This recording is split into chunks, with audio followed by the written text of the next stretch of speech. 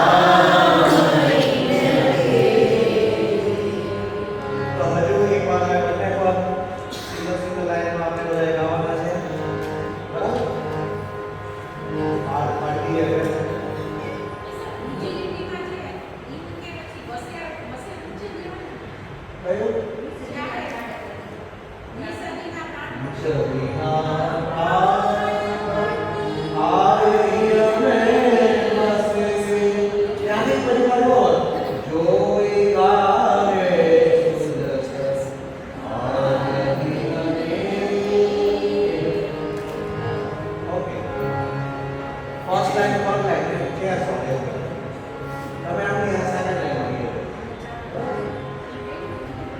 હા પહેલી બે લાઈન પછી બીજી બે લાઈન છે પાછળવાળા ક્લાસ પહેલું લેવાનું છે હા પહેલું બધે પણ લેવાના છે પણ તમારે પહેલી બે લાઈન લાવવાની પછી સેકન્ડ બે લાઈન છે તમારે ગાવાની અને પછી બીજી લાઈન તમારે જે છે અકીરી રીતે શુદ્ધ કે કરવાની પિય સંગ્રહ કરવાની બરાબર પછી પાછી શ્યામ શુદ્ધા વાળી રહેશે તો પિય સંગ્રહ વાળી એ તમારે પહેલી બે લાવવાની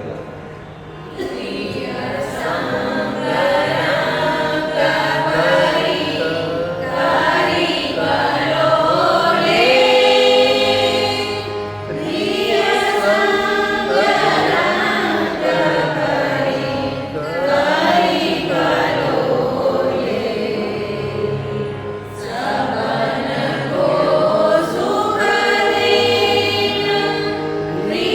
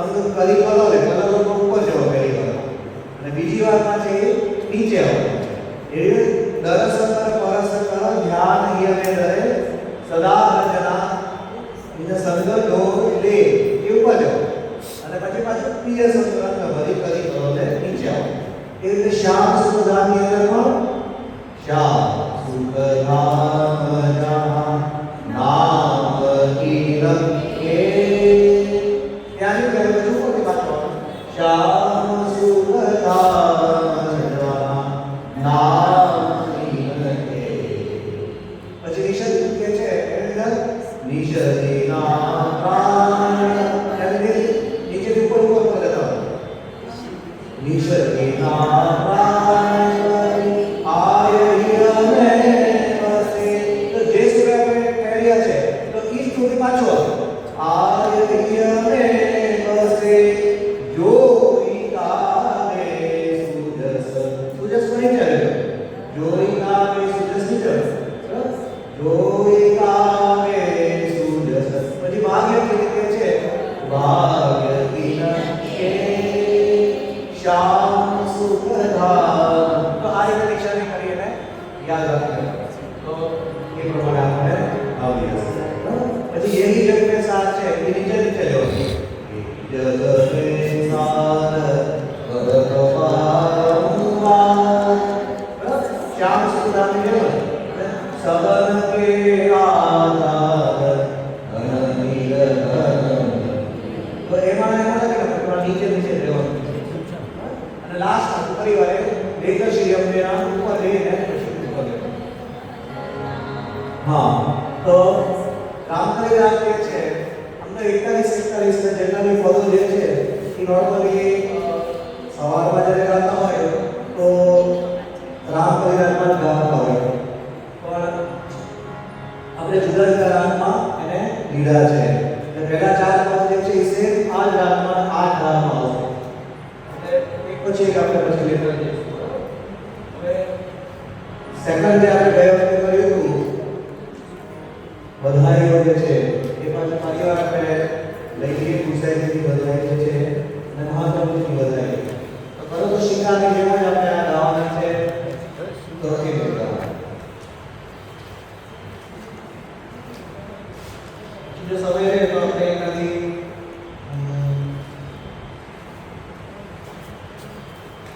જે રાત કરીને શ્રી રાગમાં આપણે ટ્રાય કરીશું એક છે આપકે માટે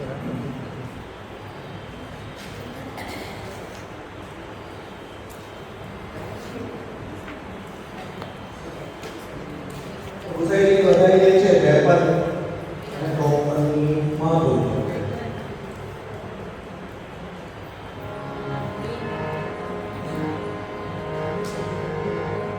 આલાપ જે છે તમે અક્ષરવાળા વાળો ગાઓ બી ચાલે અને આમાંથી કોઈ હોય તો આમાંથી પણ ગાઓ એની અંદર જે છે એ એક બે ઉચ્ચાર શું છે કે આમાં નથી લીધેલા ખાલી બાકી એ જ રીતે છે સાગરે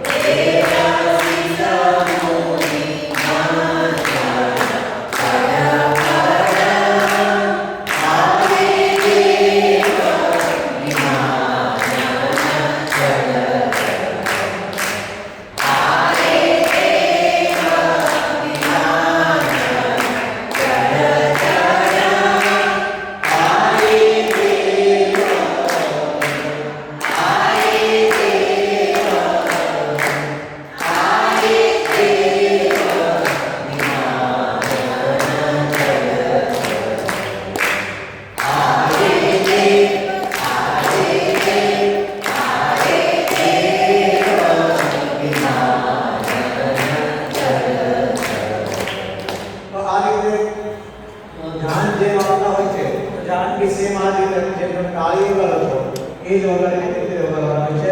તો ધ્યાન કરીને કહેવાનું. તો ખાસ ધ્યાન રાખવાનું કે ત્રણ તાળીની અંદર વચ્ચેનો અંતર જે છે એ તમારે ગાવાનો પૂરો કરવાનો.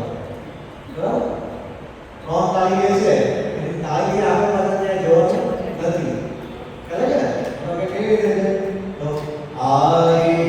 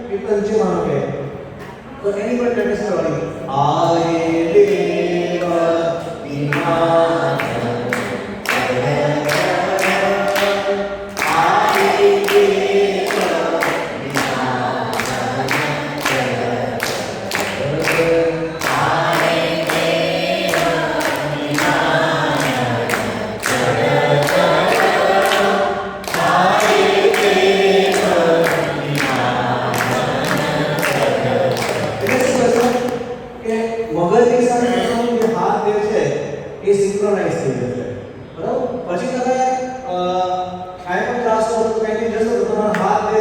એ આમ જ થવાનું છે કે 1 2 3 તમે કઈ જોયા વગર એ વસ્તુ તમે એમ જ કેન્દ્રમાં જ પડવાનું છે. તો આ રીતે એક લાઈન પ્રેક્ટિસ કરો એટલે શું થાય કે આપણી શક્તિ જાય. જો આપણે ટોટલ પુષ્ટિમાર્ગમાં આપણે નોર્મલી ગણીએ આપણે તો આગળના જે પાનામાં આપ્યા હતા આપણી પાસે તો કેટલા તાલ આપણે કરવાના છે? 3 તાલ. તો 3 તાલ ઘડી ચરણ જે કે આપણે કરીએ છીએ તો એ 3 તાલ એક બરાબર છે. પછી એક આપણે આડા ચૌતાલ કરેલો ખ્યાલ હોય બધાને મંગલ રૂપ નિધાન અને એમાં જે આપણે દેવગઢમાં 5 6 7 એ નામ લીધેલો. હા હા તો 7 માત્રાનો એક તાલ લીધેલો. તો એ બીજો તાલ થયો. પછી આ ત્રીજો તાલ ધમાર તાલ છે. તો ધમાર તાલ જે છે દેવગઢના કીર્તન જે છે એ લોકો બધા ધમાર તાલમાં જ ગાય છે અને સૌથી સહેલામ સહેલો છે. તાળી 3 તાળી આપો એટલે કઈ તમે શબ્દ 3 તાળી પર તમે ગાવાનું હોય છે. તો એ ધમાર તાલ જે છે. પછીનો તાલ જે છે એ જપ તાલ છે. તો જે યજ્ઞના પર તમે ગાઓ છો અત્યારે શરૂ આપણે કરીએ છીએ બરાબર. તો આપણે 2 5 રાગ આવશે જ્યાં સુધીમાં તમે પછી એકવાર સેટ થશે પછી આપણે તાલમાં લેશું તો એ જપ તાલ છે. તો ટોટલ 5 કે 6 તાલ જે છે એ આપણે આખા પુષ્ટિમાર્ગની અંદર કરવાના. એક ચોતાલ આવે છે તો ચોતાલ તો બધું આગળ થોડા વખત પછી ગાવાના થશે. તો આટલા વસ્તુ જે છે આપણે બાકી બરાબર કરી લેવાનું. એટલે કે એક હજુ આપણે બધાએ લઈ લઈએ 5 7 મિનિટ આપણે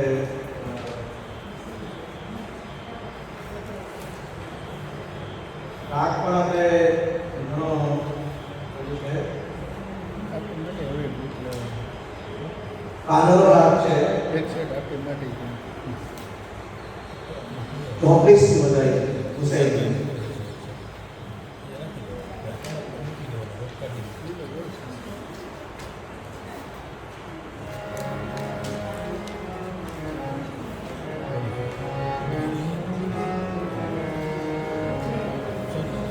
મળી ગયો બધા 34 થી વધારે. હા હા બરાબર ગોપાલ. તો આ બધા જે છે એ બહુ જાણીતી છે. તો બધાને ખ્યાલ હશે બરાબર ગોપાલ જે છે. તો ક્યારે આપણા ઘરે બધા વધારે હોય તો જે આરતી કરતા હોય છે તો આરતીમાં આ જ વધારે ગાતા હોય છે બરાબર. તો અત્યાર સુધી ઘણી વાર બધા નો ખ્યાલ હતો બરાબર કરીને આપણે બોલી નાખતા. તો હવે આપણે વિસ્તાર આપણે વ્યવસ્થિત શીખીએ તો જે વધારે તમે ધ્યાન સાથે કે તાલી સાથે તમે ગાઓ તો એ અલગ જ લાગે છે.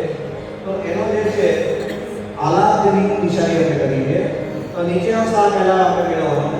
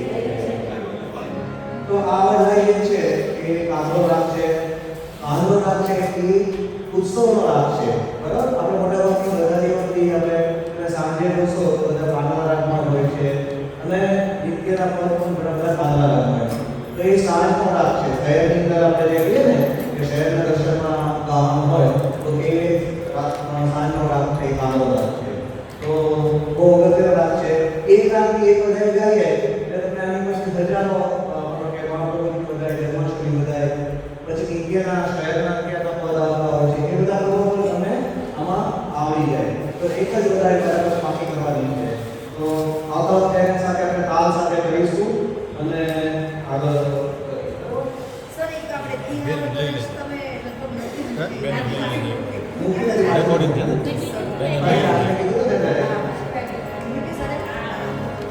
તો આશીર્વાદ લઈએ આપણે.